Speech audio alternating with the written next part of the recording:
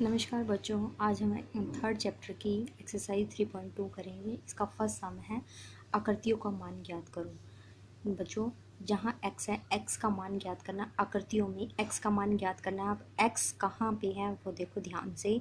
नया नया ही टॉपिक है ये।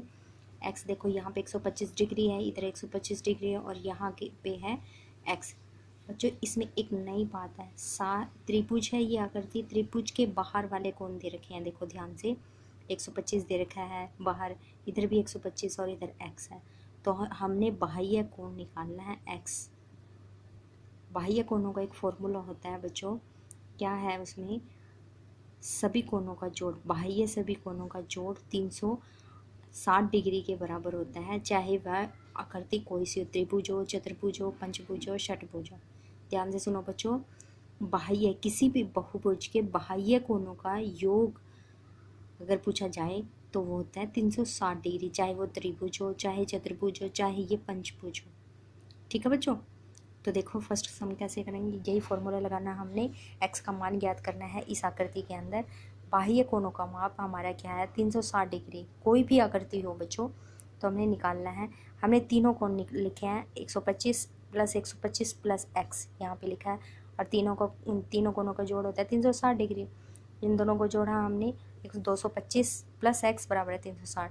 तो हमने यहाँ पे 250 360 में से हमने माइनस कराया है, तो आंसर आ गया 110 डिग्री।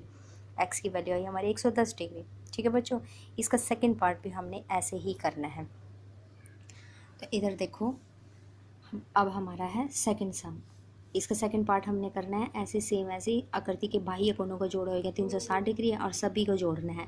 कैसे जोड़ेंगे, ये देखो, ये सबसे पहले तो ये एंगल देखो, ये निशान मैंने बार बार क्लास में भी बताया हुआ है कि या अगर ये वाला कोण का साइन आ जाए तो ये कौन सी आकृति होती है, कौन सा आकृति नहीं, सॉरी बच्चों, यहाँ पे इस कोण की बात कर रहे हैं हम। जब ये कोण का साइन आए तो इस कोण को हमें क्या समझना है कि इस कोण के साइन का क्या मतलब है। ये है समकोण, यानी कि 90 डिग्री का कोण।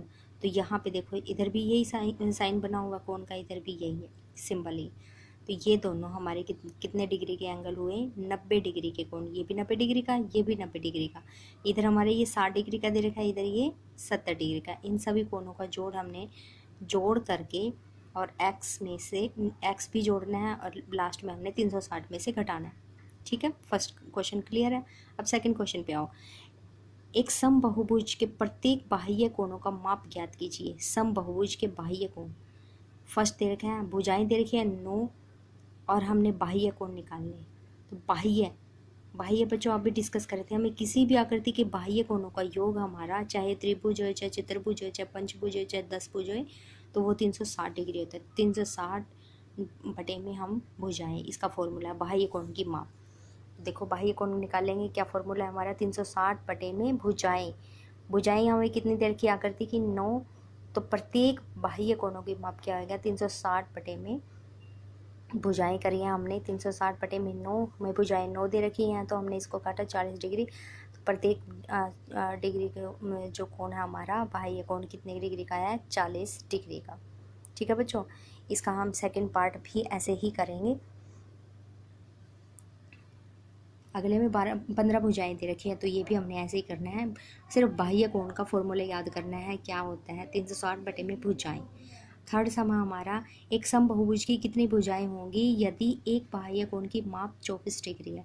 ये भी क्वेश्चन ऐसे ही होएगा बच्चों। भुजाएं दे रखी हैं तो कोण दे रखा है, तो भी 360 डिग्री बटे में कोण निकाल करना है, हमने फॉर्मूला लगाना है। अगर कोण की माप निकालनी है तो 360 बटे में भुजाएं।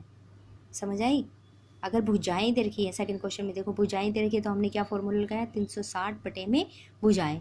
लेकिन यहाँ पे कोण दे रखा है थर्ड सम में, हमने यहाँ भी 360 बटे में कोण लिखना है, यानी कि 360 बटे में 24 डिग्री। तो यहाँ पे भुजाएं निकल जाएंगी। अगला क्वेश्चन है, एक समबाहुभुज की संख्याएं कितनी होंगी यदि प्रत्येक 165 डिग्री का कोण हो। ये भी ऐसे ही